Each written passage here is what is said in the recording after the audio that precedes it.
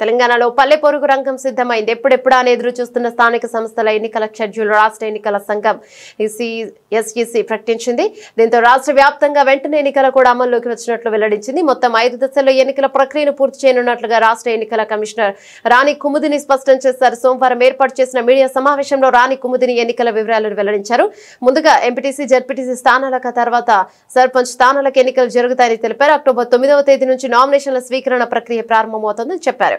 MPTC, ZPTC ఎన్నికలను 2 దశల్లో నిర్వహిస్తామని, అక్టోబర్ 23న తొలి విడత, అక్టోబర్ 27న రెండో విడత పోలింగ్ ఉంటుందని వివరించారు. సర్పంచ్ ఎన్నికలను 3 దశల్లో నిర్వహించనున్నట్టు ఆమె పేర్కొన్నారు.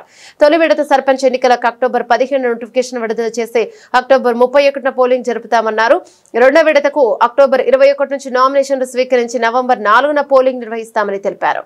ఇక మూడో విడతకు అక్టోబర్ 25న నామినేషన్ల ప్రక్రియ మొదలుపెట్టి నవంబర్ 8న పోలింగ్ ఉంటుందని స్పష్టం చేశారు. స్థానిక సంస్థలు రూరల్ ఏరియాస్లో గ్రామ పంచాయతీలు, ఎంపీటీసీలు, జెడ్పీటీసీల స్థానాలు ఏవైతే వేకెంట్గా ఉన్నాయో వాటికి సంబంధించిన గ్రామవారీ వేకెన్సీలు, అలాగే ఎంపీటీసీ, జెడ్పీటీసీ వారీగా వేకెన్సీలు నిన్న సాయంత్రం అన్ని వివరాలతో జిల్లా ఎలక్షన్ అథారిటీస్ అందరూ కూడా గెజెట్ నోటిఫికేషన్ ఇష్యూ చేశారు. అది కూడా మాకు నిన్న సాయంత్రం అందజేయడం జరిగింది. మరి ఈసీఐ దగ్గర నుండి ఎలక్టరల్ రోల్స్ తెప్పించుకొని వాటిని పోలింగ్ స్టేషన్ వారీగా, వార్డుల వారీగా, గ్రామ పంచాయతీ వారీగా, ఎంపీటీసీల వారీగా కూడా మేము పబ్లిష్ చేసి ఎలక్టరల్ రోల్స్కి సంబంధించి అన్ని పొలిటికల్ పార్టీస్తో కూడా జిల్లా ఎలక్షన్ అధికారులు మీటింగులు పెట్టి సెప్టెంబర్ 10 నాటికి ఈ ఎలక్టరల్ రోల్స్ని పబ్లిష్ చేయటం అన్నది జరిగింది. గ్రామ పంచాయతీలకు కూడా, ఎంపీటీసీ, జెడ్పీటీసీలకు కూడా ఉపయోగించేటటువంటి ఎలక్టరల్ రోల్స్ ఇవి. ఈసీఐ కొత్త నిబంధనలు అనుసరించి వారు జూలైలో ప్రచురించినటువంటి ఎలక్టరల్ రోల్స్, అలాగే జూలై 15వ తారీఖు వరకు సవరించినటువంటి రోల్స్ మాకు డేటాను వాళ్ళు ఇవ్వడం జరిగింది.